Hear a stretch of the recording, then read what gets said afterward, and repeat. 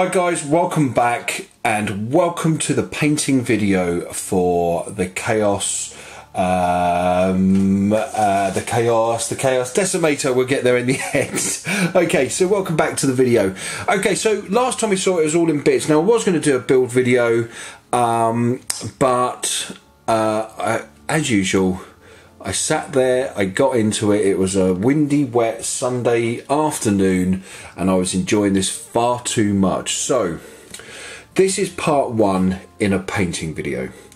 Now the reason why we're doing this in stages is because basically there's so much other stuff that I want to build. I thought we would do Wednesday would be painting day, Monday is always product review day, and Friday I'm yet to decide what it's going to be.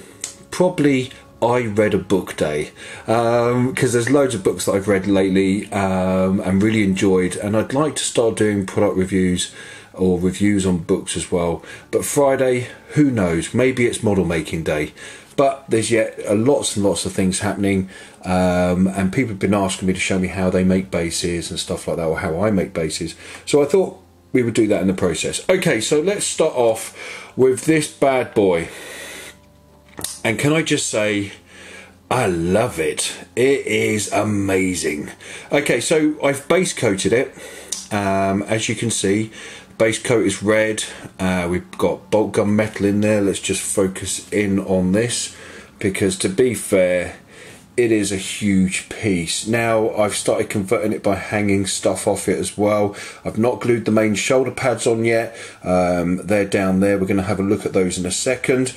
The posing is on the base, as you can see, and we've got a slight turn and look down to us, because I want this to be as menacing as possible, and it really does look menacing. Now I've sprayed the centerpiece black because I wanted to dry brush it, and I want to add the golds, and I want to paint in some of the tubing and stuff like that.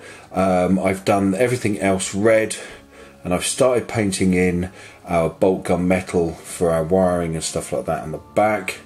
I've painted our blades in with lead belcher. And I've added like these chains and stuff like that, because I think it's a world eater or Cornish thing to do. Lots of chains with body parts hanging off it. I kind of like that idea. Kind of like that. And I can't remember where I got these chains from. I was very lucky. A friend of mine just gave me a load of bits and pieces, and it was just in there basically. And we've got our massive gun just there. Okay, so let's look at the shoulder pads. The shoulder pads, we've added some little extras too.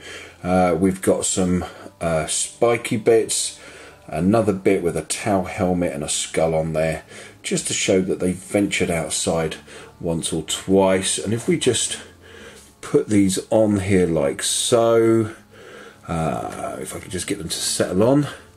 Nice thing about it, they've got nice little bits that they just sink into, like little sleeves that just slot on like so.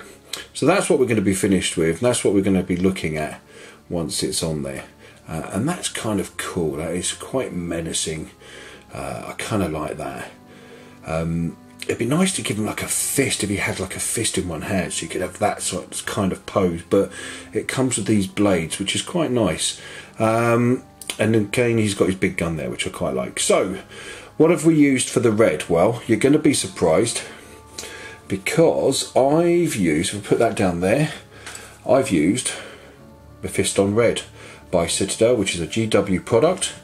That's my base coat for the red, and I've used Chaos Black for the black bits. Again, another Citadel product. I'm really enjoying these spray paints. Now I've had two of these cans. I was unlucky with the first can. It came out very liquidy, and then this one came out quite powdery. Now there's a way around that. That's just to heat the can. Basically, it's reacting with the coldness within the air, so it comes out a little bit powdery. But as soon as I did a few tests with it first, it came out brilliantly, and I got a really lovely coat on there. And the black, it never fails me. Always good with the Chaos Black, so I'm very happy with that. Now I tend to use a lot of the GW stuff and the Army Painter stuff, but for this, it's been perfect. Now, of course, lead belcher. Every person should have a really nice gunmetal paint, and I'm using the GW version because it always works out for me, and it's a nice stock paint to have.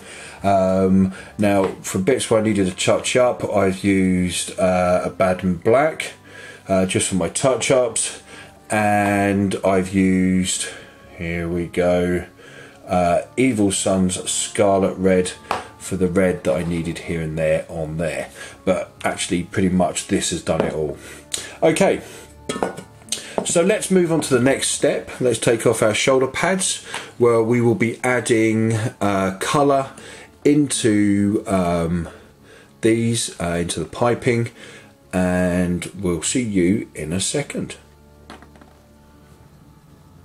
Hi guys, and welcome back. Okay, so what have we done? Well, first of all, we've gone in and we've just added some colour to the main black section of the Under Armour, because we need to make it look a little bit exceptional and just utilise it. There's so much detail within this one piece that if we just stick the shoulder pads on, when you look in underneath it or look to the side of it, you're going to lose all this beautiful detail. So let's just get it all painted up and make it look pretty.